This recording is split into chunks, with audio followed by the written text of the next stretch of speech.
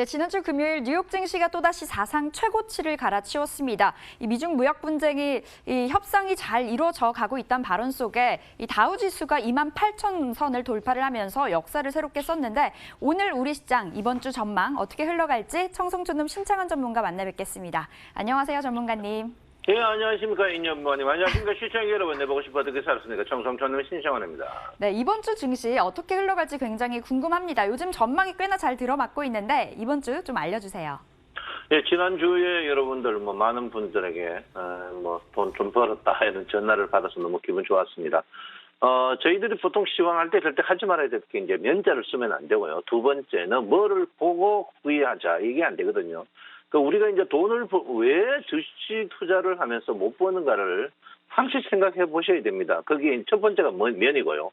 두 번째 이제 여러분들이 언론이나 발표, 그걸 본 후에 액션을 취하기 때문에 그렇습니다. 돈 버는 사람은 항시 10%고 돈 잃는 사람은 90%인데 돈 잃는 사람들의 공동적인 대표가 뭐 때문에 뭐면 그리고 뭐를 보고 액션을 취하자 이런 걸 하기 때문에 그렇거든요. 그래서 그거를 하면 왜 그러냐면 주식이란 게 여러분 아시다시피 투자지만 도박성이 있는 그런 부분이다 이렇게 봅니다. 도박이 있는데 도박이 답을 가르쳐 주지 않고 있거든요. 그래서 답을 보고 하면 안 된다 이렇게 말씀을 드리겠습니다.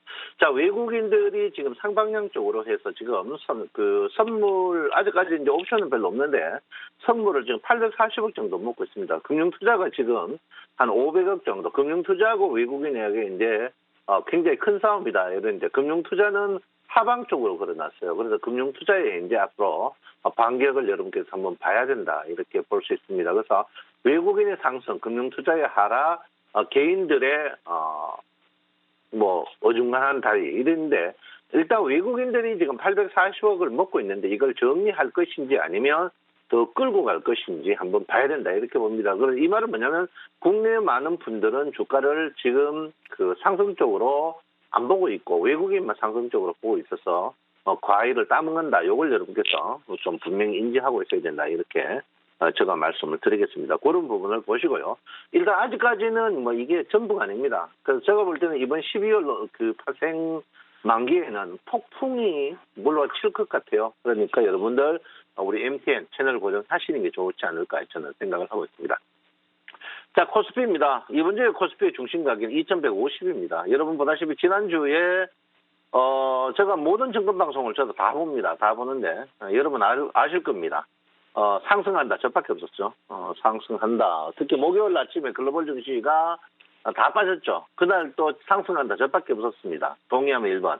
예, 그래서 일단은 제가 볼 때는 2150의 중심 가격인데 오늘 아침에 주가가 상승 후에 저는 오늘 전강 후약으로 보고 있습니다. 그래서 공격적인 일단은 2150포인트를 터치 후에 주가가 상승하는 게 모양이 좋은 거다. 아침에 2150을 터치 안 하고 위에 상승하면 저는 밀립니다. 밀리니까 여러분 아침에 추격 매수는 자제해라 이렇게 말씀을 드리겠습니다.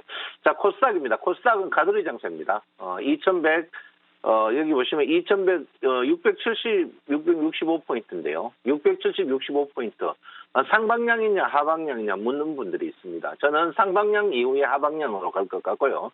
코스닥은 이미 3주 동안 여러분을 물을 먹이고 있습니다. 이 말은 뭐냐면 코스닥 대형주가 생각보다 수익을 나지 않고 있다. 이렇게 볼 수 있습니다. 그래서 코스닥 같은 경우에는 제가 볼 때는 가두리 장세에서 상하방 다 열려있는 그런 부분인데 상승 쪽에 추격 매수는 안 해도 코스닥 같은 경우에는 개별 종목 실수하고 상관없는 개별 종목 쪽이 계속 움직이니까 코스닥은 가두리 장세다. 이렇게 제가 말씀을 드리겠습니다.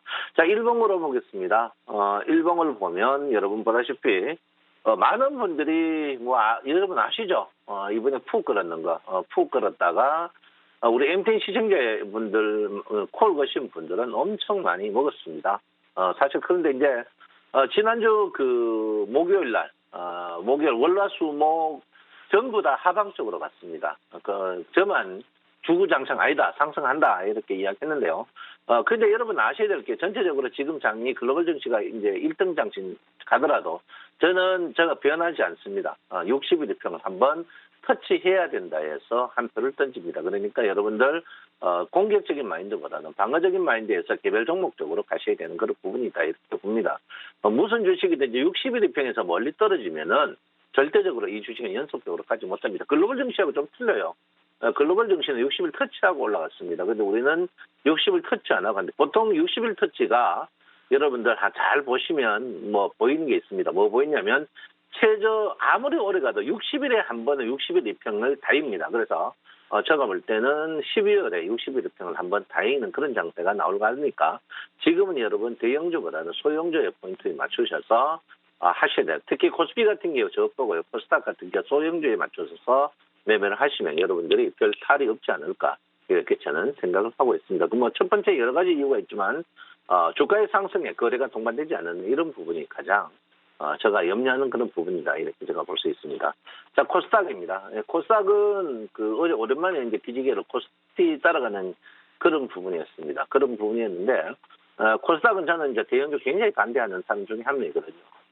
주가가 보통 올라갈 때는 항시 바람처럼 꿈을 먹고 사는 장이냐 아니냐를 구별할 필요가 있습니다. 꿈은 우리가 말하는 뭐 거의 도땡 시장과 전 종목이 상승하는 그런 포인트인데 그런 포인트에 가기 위해서는 거래량이 항시 동반돼야 됩니다. 그런데 지금 자리에서는 거래량이 동반되지 않기 때문에 코스닥이 지금 굉장히 고생을 하는 그런 부분이다 이렇게 보고 있습니다. 사실 코스닥이 여러분 다시 10월부터 떴는 것 같지만 크게 뜬 게 없습니다. 크게 뜬 게 없어요. 코스닥은 실제로 코스피는 많이 떴습니다. 삼성전자 하이닉스는 시장의 평균가지만 코스닥의 대형주는 시장 평균가에서 한참 뒤떨어지는 이유 중에 하나가 대량 거래가 동반되지 않았기 때문에 그런 부분이다 이렇게 볼 수 있거든요. 그래서 그런 부분을 여러분께서 항시 봅니다. 저는 요즘에 글로벌 증시를 보면서 우리 장이 속이 천불난다 이렇게 보는데요. 뭐 어쩔 수 없다. 근데 제가 볼 때는 이런 장세는 계속 이루어지지 않을까 이렇게 생각하고요.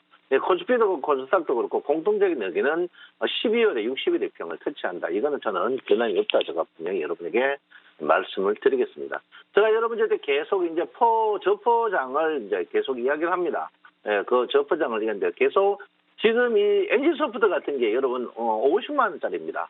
이 상승들이 현대모비스나 삼성화재, 지금 특히 제가 이제 화재재와 롯데그룹 이런 저포주들이 굉장히 큰 상승을 하고 있거든요. 그래서 코스피는 저는 삼성전자 하이닉스가 여러분 한번 시장 평균하고 대해보시면 시장 평균보다 더 상승하지 않습니다. 우리가 보통 물론 뭐 시장 평균만 먹어도 되지만 그렇지 않거든요. 그래서 제가 볼 때는 시장 평균보다 지금 장세는 그런 장세, 계속 공격적인 마인드를 가져가야 되는 그런 장세다 이렇게 봅니다.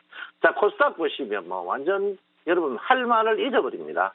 코스닥은 여러분들 지금 엄청난 폭발 장세가 하루에 7% 이상 뜨는 종목이 100종목인데 지금까지도 여러분들의 안정 마인드를 못 깼다는 것은 문제가 있는 그런 부분이다 이렇게 볼 수 있습니다. 자, 지금 환율 자체가 여러분 보다시피 1166원, 1150원 전후에서 그런데 환율은 굉장히 좋습니다. 지금 환율 좋고요.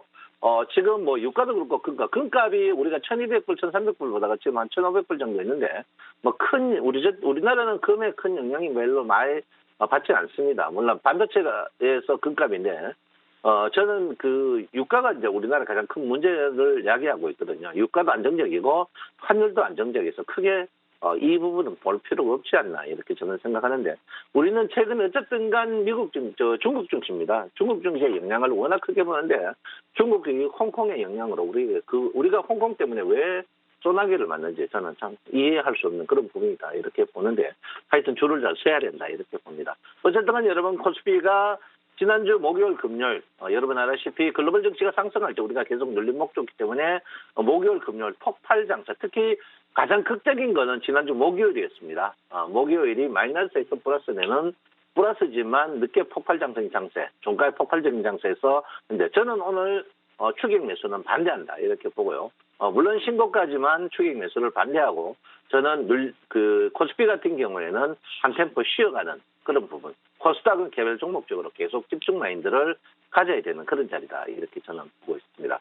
여러분 기관들의 반격을 꼭 보셔야 됩니다. 기관들이 돈 잃고는 물러나지 않는 그런 부분이거든요. 그래서 기관들의 파생의 방향을 여기서 꼭 한번 볼 필요 있지 않나 이렇게 생각하고요. 아무쪼록 이번 주는 여러분 굉장히 혼란스러울 겁니다. 혼란스럽다면 상하 방향이 많으니까 여러분 거기에 잘 하셔서 패턴을 맞추셔서 매매하시면 좋지 않을까 이렇게 생각합니다. 여러분 아무쪼록 지난주에 수익을 봐서 감사하고요. 여러분 저는 항시 여러분 편입니다. 감사합니다. 청송채널 신창원입니다.